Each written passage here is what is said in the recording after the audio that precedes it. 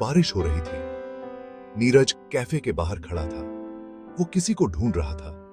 अचानक उसने एक लड़की को देखा। वो लड़की कैफे के अंदर आ रही थी। उसके बालों पर बारिश की बूंदें थीं। ये लड़की सिया थी। वो अपने दोस्त का इंतजार कर रही थी। नीरज उसे देखता रहा। सिया ने भी उसे देख लिया। उनकी आंखें मिली। कुछ अजीब सा लगा। नीरज को लगा जैसे वो इस लड़की को पहले से जानता है। सिया को भी ऐसा ही लगा।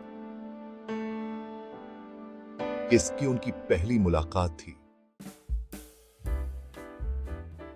नीरज और सिया कैफे में मिलने लगे। वो हर शाम वहां आते, कॉफी पीते और बातें करते। नीरज को सिया की हंसी बहुत पसंद थी।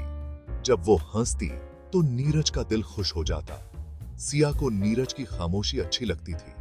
उन खामोशियों में उसे बहुत कुछ दिखाई देता था। धीरे धीरे कैफे उनके लिए खास बन गया। यहां की हर चीज उनकी यादों से जुड़ गई। तुम्हें मेरी खामोशियां क्यों अच्छी लगती हैं? एक दिन नीरज ने पूछ ही लिया।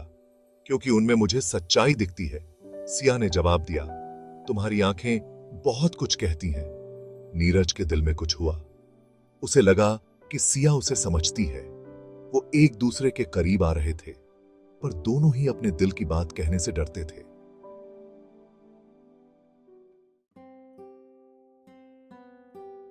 एक दिन नीरज ने सिया को हिल स्टेशन चलने को कहा। सिया खुशी से मान गई। पहाड़ों में उनका रिश्ता और मजबूत हो गया।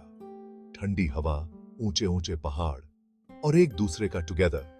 ऐसा लग रहा था जैसे पूरी दुनिया उन्हें मिलाने में लगी हुई है। एक शाम वे पहाड़ की चोटी पर बैठे थे।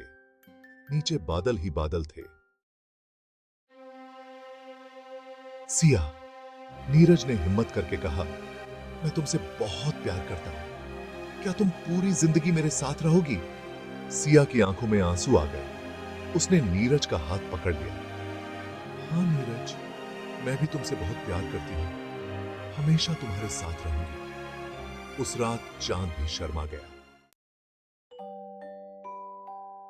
नीरज और सिया की शादी हो गई। उन्होंने एक साथ नई जिंदगी शुरू की। उनकी जिंदगी खुशियों से भरी थी। उन्होंने हमेशा एक दूसरे का साथ दिया। उनके बच्चे हुए। उन सब की हंसी से घर गूंज उठा। नीरज और सिया ने जो वादा किया था, उसे निभाया। उनकी जिंदगी बहुत खूबसूरत थी। तो ऐसा